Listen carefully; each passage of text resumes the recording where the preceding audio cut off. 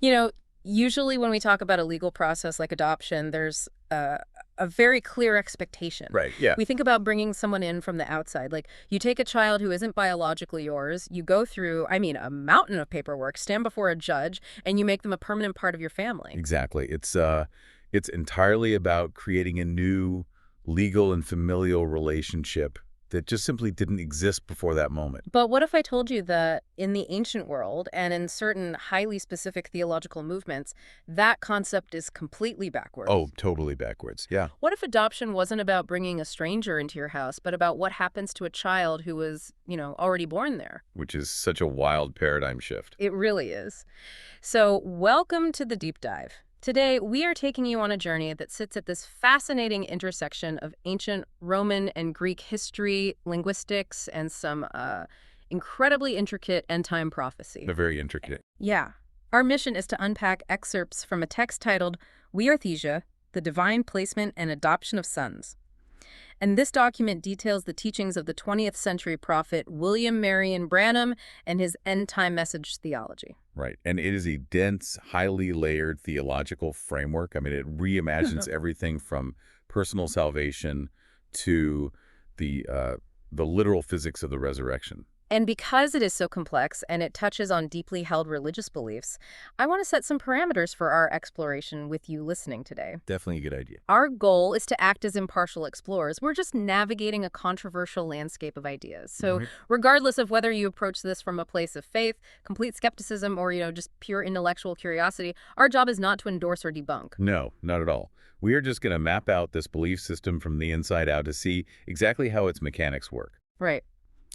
So to start making sense of this framework, we kind of have to throw out our modern dictionary definition of adoption. We need to go back to the Greco-Roman and ancient Hebrew worlds to understand the ancient legal roots of the practice. Yeah, we have to look at the ancient legal customs because particularly under Roman law and within wealthy or royal families, adoption, using the Greek term huiothesia, was very rarely for outsiders. Wait, rarely for outsiders. Yeah, it was primarily a legal ceremony for a child who was already like biologically born into that specific family. Okay, so if they already share the DNA and they live in the house, the obvious question is why they need to be legally adopted by their own father. Well, it comes down to the massive gulf between being a biological heir and actually holding legal authority. Okay. In that ancient culture, when a child was born, they were legally the heir to the entire estate. But while they were young, they existed in a developmental stage referred to by the Greek word tenon. Janon. Right. And that word basically just translates to a born child. So they have the pedigree, but zero actual power. Exactly. And the source material leans heavily on the Apostle Paul's letter to the Galatians, chapter 4, verses 1 and 2, to kind of illustrate the mechanics of this. Oh, right, where he talks about the heir being a child. Yeah, Paul points out that as long as the heir is a child, a tenon, he is essentially no different from a servant.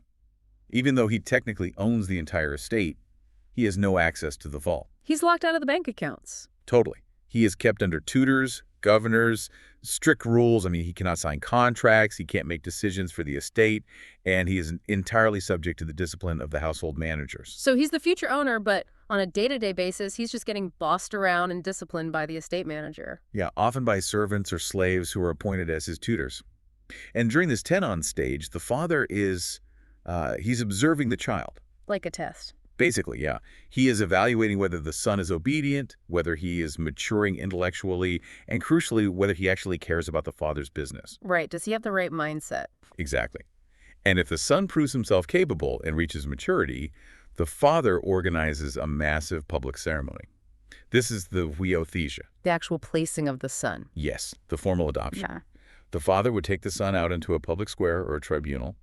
He would strip off the garments of childhood and dress him in a very specific ceremonial robe. Like a status symbol. Right, the toga virilis in Roman culture. Then he would present him to the community and formally declare, "This is my son, and I am placing him in authority." Wow. He hands the son his name, his seal, and his signet ring. And in that moment, the son transitions from being a tenon to a huios, a placed, mature son. So it's a massive legal shift. It is. From that exact second onward, that son's signature carries the exact same legal weight as the father's. It's essentially like being the child of a billionaire tech CEO. You might be the sole heir to the entire global empire, but as a teenager, you're just getting a weekly allowance and doing your homework. Yeah, exactly. You're a tenon. Right. You can't just walk into the boardroom, fire the VP of marketing, and launch a new product. No, definitely not. But the Huiothesia is the day your dad calls a massive global press conference, hands you the keys to the company, and announces to the board of directors, whatever they say goes. Their voice is my voice. That's a perfect way to look at it. You don't become more related to your dad, but you suddenly possess absolute executive power. Yeah, that analogy captures the exact shift in legal standing. And what makes Branham's theology so intricate is how he takes this ancient legal and cultural custom and maps it directly onto the spiritual timeline of the believer. He turns this historical footnote into the foundation for a massive prophetic framework. He really does. Because in this theology, the spiritual journey isn't just about, getting into heaven. Right, it's more structured than that. It's a two-step process of redemption that perfectly mirrors the shift from a tenon to huios.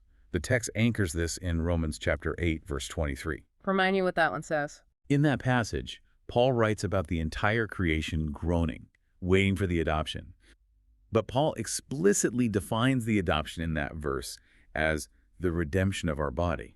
Wait, so if the adoption is specifically the redemption of the body, logically, that implies there is another part of the human being that gets redeemed first. Exactly. According to this framework, redemption happens in two very distinct stages. Stage one is the redemption of the soul. Okay, the soul first. Right.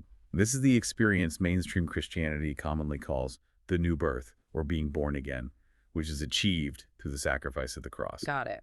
When a believer experiences this, they become a tenon, a born-again child of God. They are biologically, well, in a spiritual sense in the family, they are an heir. But they are still in that childhood stage. They have the genetics, but they are still prone to spiritual immaturity. Precisely. So the source material draws a massive, heavy black line between being born again and being adopted.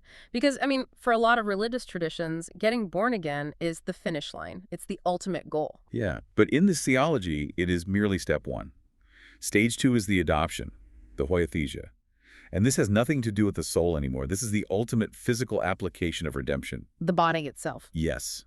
The mortal body, which is prone to sickness, aging, gravity, and death, is entirely liberated and transformed. So it sounds like it moves from a spiritual metaphor to a literal biological upgrade. I think the text refers to this upgraded state as a theophany. A theophany, or a glorified body, yeah. It describes a literal atomic change of the physical body into an immortal state. Atomic change? Wow. Yeah, Branham taught that adoption is not the new birth. It is the absolute crown of redemption. And he maps this onto a very specific historical and prophetic timeline for a specialized group of end-time believers he refers to as the bride. Okay, so if the ancient son had to spend years under tutors and governors before getting the ring, there must be a parallel boarding school phase for this bride group. Oh, there is. Branham taught that believers throughout the centuries, what he called the church ages, were under tutors. What were the tutors in this context? These tutors were religious organizations, denominations, partial doctrines. The believers in those eras were in the tenon stage. They were heirs, but they didn't have the full picture. So if the tutors were the partial doctrines of the historical church ages, there must be a specific historical catalyst in this theology that fires those tutors and says, okay, school is out, you have the full picture now. Right, there has to be a transition. What triggers the graduation? The catalyst is the opening of the seven seals, which references the prophetic mysteries in Revelation chapters 6 through 10. Okay, the seals. According to the text, when these seals are opened in the end time, the fullness of God's mystery is revealed in what is called the open little book, and the believers assimilate or eat this book. I want to pause on that phrase, eating the book. We see that imagery in Revelation, but functionally, how does that change the believer's mind in this framework? Well, by internalizing the absolute, unedited revelation of the Word, the believer's neural pathways, their thoughts and their understanding, align perfectly with the Creator. So they're on the exact same wavelength. Exactly. There is no more guesswork about God's will. By digesting this full revelation, they mature. They reach what Ephesians 4.13 calls the stature of a perfect man. They pass the ultimate theological exam. They aren't relying on the tutors or denominations anymore because they hold the complete revelation themselves. Right. They outgrow the need for them. And logically, once they reach that maturity, the father has to hold the ceremony, the Huiothesia. But what does the divine cosmic adoption ceremony actually look like? That's where the source material points to a very specific moment in the biblical narrative as the ultimate prototype for this. It takes us to the Mount of Transfiguration in Matthew 17. Oh, okay. That's the story where Jesus takes a few disciples up a mountain, starts glowing with light, and talks to figures from the past. Yeah. And most traditions view that as a random miracle or, a mystical preview of heaven. But Branham's theology reframes it entirely. How so? He taught that the Transfiguration was the perfect, literal, legally binding Huiothesia ceremony performed by God the Father for Jesus. Wait, a legal ceremony? Yes. If we look at the mechanics of the ancient Hebrew and Roman customs, every single element on that mountain matches the legal requirements perfectly. Let's trace those legal requirements then. Okay, first, the location. The ancient custom required a public tribunal setting, usually an elevated place to signify authority. Right, and Jesus takes his disciples up a high mountain. Exactly. Second, ancient law required 2 or 3 witnesses for any legal proceeding to be binding. Which would be Peter, James, and John. Yes, he specifically brings them to fulfill that law. Elevated tribunal and 3 legal witnesses. That covers the setting. Then third, the ceremonial garment. In the public square, the Roman father puts the toga virilis on the son. The adoption robe. Right. On the mountain, Jesus' clothes become radiant, white as light. He is clothed in the glorious garment of the theophany. The literal robe of adoption manifesting physically. Yeah. That is wild. And fourth, the public declaration. A luminous cloud overshadows them, and God the Father's voice speaks out of it, saying, "This is my beloved Son, in whom I am well pleased. Hear ye him." Hear ye him. The text argues that this is the exact legal formula for transferring absolute unquestioned authority to the placed Son. Meaning, his word is now my word. There is no daylight between my will and his commands. Exactly. But then Moses and Elijah appear on the mountain. And in traditional Sunday school, they are just treated as exciting cameos. But in a strict legal framework, wait. See it. If Moses represents the law and Elijah represents the prophets, those are the old systems. Those are the tutors. In a legal handover of power, the tutors can't stick around. They legally must step down. That is why the text emphasizes them vanishing, leaving only Jesus. The law and the prophets were the tutors for the biological nation of Israel. Once the Son is legally placed and granted authority, the tutors are legally required to be dismissed. The newly placed Son now holds the fullness of creative power. It's brilliant how this theology takes a story most people view as purely mystical and recasts it as a strict structural transfer of cosmic power. It's literally a divine boardroom handover. It's a very structural way to read the text. But earlier you mentioned this was a timeline for the end-time bride. How does a legal ceremony involving Jesus on a mountain 2,000 years ago apply to people living today? Because Branham taught that what God did for Jesus on that mountain is the exact prophetic shadow, the ultimate prototype for what he will do for the end-time bride. A template? Yes. Just as Jesus went through a period of physical growth and obedience, the church went through ages of tutelage. Just as Jesus was brought to a high mountain, the bride is brought to the elevated place of the revelation of the Word through the open seals. And just as Jesus was given a glowing robe and absolute authority, this mature bride group is destined to receive that atomic, immortal body and be given the exact same legal authority to speak on behalf of the estate. Which brings us to the most dynamic and honestly arguably the most controversial part of this theology, the concept of the third pole. Okay, the third pole. If the Huiothesia hands the believer the cosmic company checkbook, the third pole is what spending that authority actually looks like. Because having authority on a piece of paper is theoretical. Exercising it alters reality. Absolutely. And to grasp the third pole, we have to look at the progression of spiritual growth that Branham outlined in his own ministry. He divided this progression into 3 distinct stages, or poles, demonstrating increasing levels of spiritual maturity and power. It sounds kind of similar to stages of user access on a computer network. That is a highly accurate way to visualize it. The first pole was characterized by physical healing, specifically detecting sickness by a sign in his hand. Okay, so that's level 1. Right. The text aligns this with spiritual childhood, where the masses are drawn to God primarily through external, visible, physical fixes. That would be like guest access on the network. You can submit a ticket to the IT admin and ask them to fix a bug on your screen. Yeah, it's a good comparison. Then comes the second pull, which involved the discernment of the heart and thoughts. This step up. Yeah, this represents a deeper level of growth. It's prophetic insight, pulling back the veil to read the secrets of a person's life. It's much deeper than just fixing a physical ailment. But it's still not the ultimate access level. No, the culmination is the third pull. The text defines this as the spoken word and the opening of the seals. The spoken word. This is the Huiothesia in action. It is the mature son, finally placed in his position, exercising absolute delegated creative authority. There's a massive gap between healing a sick person and claiming you have the root admin access of the creator. I mean, if someone claims the third pull gives them God's actual signature, I'd expect to see things that break the fundamental laws of physics, not just a standard faith healing. Well, the source material addresses that exact distinction. The mechanics of the third pull are completely different from standard prayer. A child prays, a tenon asks their parent for a favor. Please heal this person. Please fix this situation. Which is the structure of almost all modern religious prayer, Mhm. right? Pleading with a higher power to intervene. Exactly. But the third pull is not about asking. When the son has been adopted, his voice becomes the literal channel for God's voice. He speaks for God. He doesn't ask God to do it. He speaks the word himself, and reality alters to accommodate his command, because his signature is the Father's signature. And the text provides specific examples from Branham's ministry that move far beyond standard faith healing into the realm of ex nihilo creation. Wait, ex nihilo, creating something out of nothing. Yes. The source mentions instances where Branham supposedly spoke small birds into existence, or created a squirrel out of thin air just by speaking the word. A squirrel, just spoken into existence. Yeah. It describes him using the spoken word to stop a massive storm in its tracks, or commanding a tumor to instantly vanish. It is the exercise of the exact same creative power that spoke the universe into existence, now delegated to a human vocal cord. So he's claiming literal ex nihilo creation. That completely separates this from standard Pentecostal theology and moves it into the realm of claiming absolute divinity. It's a massive escalation. To go back to our IT network analogy, the third pull isn't submitting a ticket to the admin.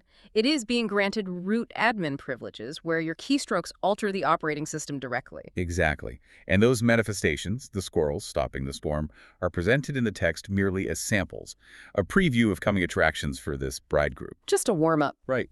The ultimate purpose of the third pull isn't just to conjure animals or control the weather. It ties directly back to that Romans 8.23 concept we discussed at the beginning, the redemption of the body. The atomic chain. The text claims that this exact same spoken word power is what will eventually be used to speak the resurrection of the dead. To literally walk to a graveyard and call the dead back to biological life. And ultimately, to trigger the translation or the rapture, the mature bride will use the third pull, the legal authority of the adopted son, to speak the transformation of their own bodies. They do it themselves. Yes.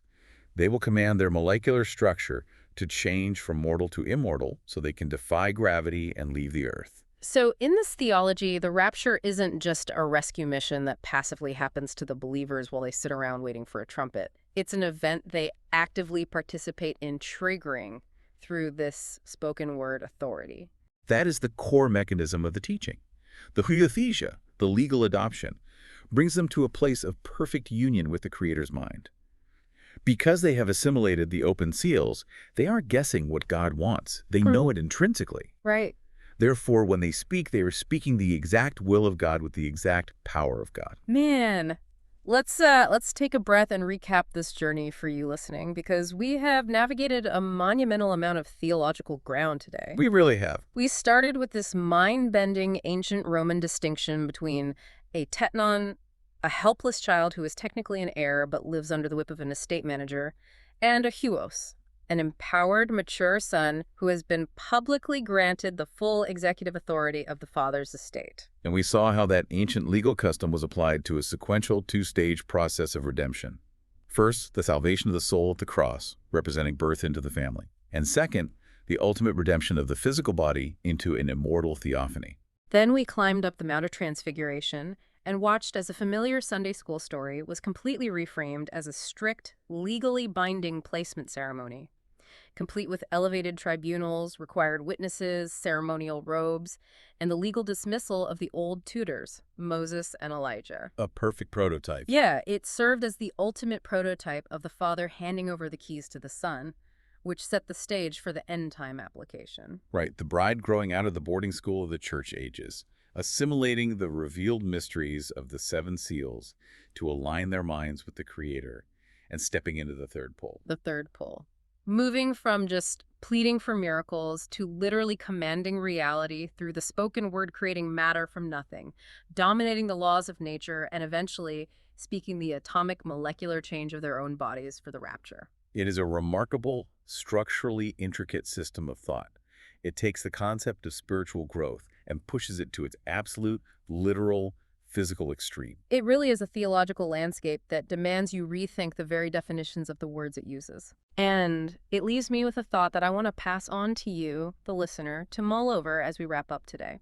In this theological framework, spiritual maturity means moving from a state of constantly asking a higher power for intervention to a state of complete, seamless union where you are expected to command reality yourself. It's a huge leap. It begs an incredible, almost philosophical question. If the ultimate goal of a creator is to raise a creation that no longer needs to ask for help, at what point does the creation simply become indistinguishable from the creator? That's a fascinating thought. It is a profound paradox to walk away with. Remember, we started today talking about adoption being backwards, not bringing a stranger in, but empowering the child who was already there. It turns out in this theology that empowerment goes further than anyone might have guessed. Thank you so much for joining us on this intellectual exploration today. Stay curious, keep asking questions, and we'll catch you on the next deep dive.